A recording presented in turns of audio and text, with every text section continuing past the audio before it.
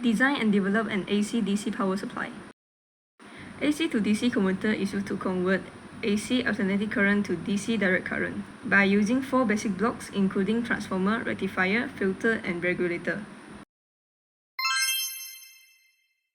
A transformer can use to step up or step down the voltage level needed by alternating the turn ratios between the primary and secondary winding. In ThinkerCAD, we use a function generator as secondary voltage input. A rectifier used to convert AC input voltage to pulsing DC voltage. There's 2 types of rectifier. Half-wave rectifier which use only one diode and allow only one half cycle of an AC voltage waveform to pass, while blocking the other half cycle. Full-wave rectifier including standard full-wave rectifier which use 2 diodes convert the whole AC signal to DC. However, the output voltage amplitude is half of input voltage. Bridge rectifier used 4 diodes to convert AC current to DC current efficiently. In ThinkerCAD, we choose a bridge rectifier to get a better DC voltage output. A filter is used to smooth the rectifier signal by reducing the voltage variations. In power supply, capacitor acts as a filter to reduce the voltage variations. Capacitor will be connected from rectifier output to ground. In ThinkerCAD, after we stimulate the circuit, it shows that the voltage waveform at capacitor has a smaller variation compared to the voltage input.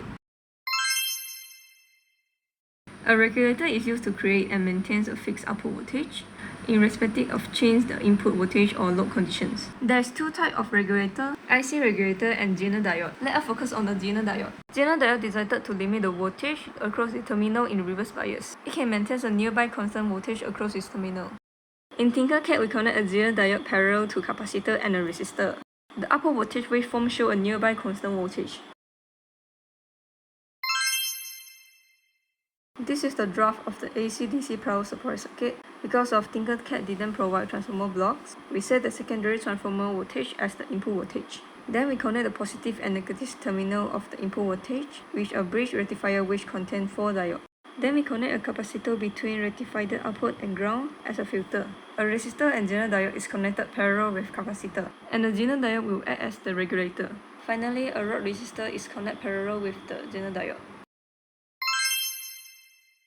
This is the final AC to DC power supply circuit in ThinkerCAD. The first part is the power supply. We use the function generator as the power supply and connect it to the positive and negative terminal of the breadboard.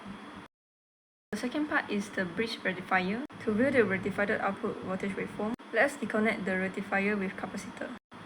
Now the rectified output waveform is displayed, showing that the rectifier converts AC signal to pulsing DC signal. Then we reconnect the circuit. Continue with part 3, which is the filter.